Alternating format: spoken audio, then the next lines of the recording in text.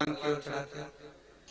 सत्य बोलना। देखो हमारे सामने झूठ मत बोलियो, नहीं तो अभी तो कह दो तुम कि ये फूल का मुंह भगवान के साइड रख देते हैं और घर पे जब भी चढ़ाती होगी तो भगवान अगर ऐसे बैठे तो फूल उनके सामने रखती होगी। ऐसा बिल्कुल डिजाइन में, डेकोरेशन में ऐसा भगवान के साथ, भगवान के चारों तरफ ऐसा फूल जमाए हुए। बोलो सही है कि गलत है? और डंडी का मुंह किस साइड होता है?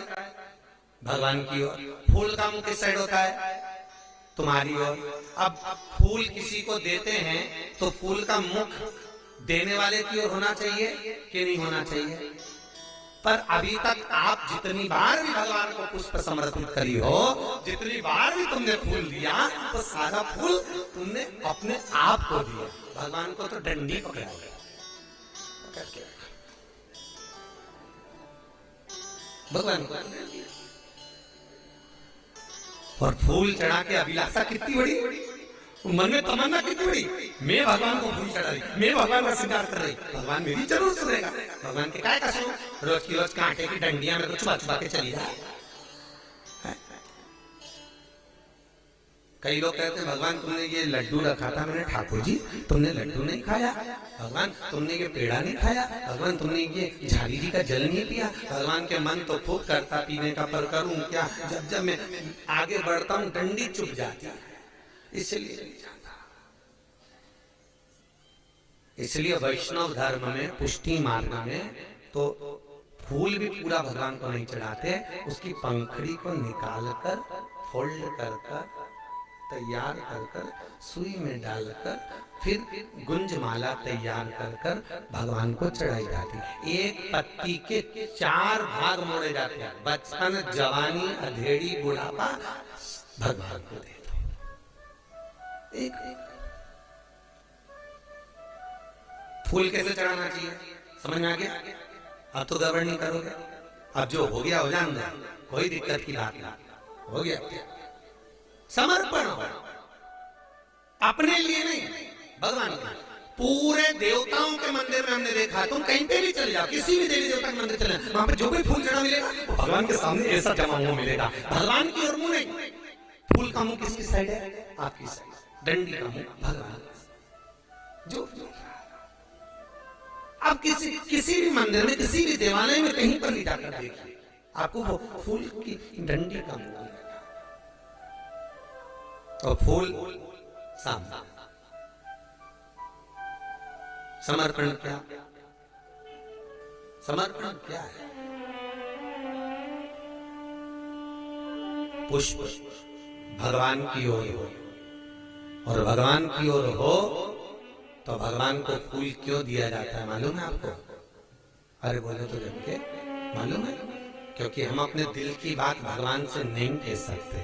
तो ये फूल जब हम भगवान को देते हैं तो भगवान से वो पुष्प कहता है, भगवान से पुष्प कहता है, प्रभु इसने आपके चरणों में मुझे समर्पित किया। ध्यान देना, सारे देवी देवताओं को जो फूल चढ़ता है उसका मुंह इधर, पर केवल एक देवाधिदेव महादेवी एक ऐसे होते हैं जिनको बेलपत्री जो चढ़ती है वो भी उल्टी चढ़ती है। कई लोगों के मन में प्रश्न है कि शंकर को बेलपत्री उल्टी क्यों चढ़ती है? क्योंकि शंकर के समर्पण, शिव का समर्पण, बेलपत्री सीधी चढ़ाएंगे तो शिव स्वीकार नहीं कर सकता। उसी तरह तुम फूल पूरी जिंदगी डंडी का मुंह भगवान की साइड करो, ठाकुर जी की साइड करो, फूल का मुंह तुम्हारी साइड करो, तुम 1 लाख भी फूल चढ़ा दोगे तो भी भगवान स्वीकार नहीं कर सकता। 1 लाख भी चढ़ा तो भी स्वीकृत नहीं है। और तुम्हारी तो पूरी जिंदगी होगी ऐसा चढ़ाता चढ़ाता, कभी मिला? कभी नहीं। और एक बार शिव पुराण का प्रैक्टिकल कर, 15 दिन में रिजल्ट तुम्हारे सामने, क्योंकि तुमने उसको फूल दिया है, वो भी बहुत खुश देगा। अभी तक डंडी दी थी इसलिए वो भी हर जगह पर डंडी ही टिका देता है।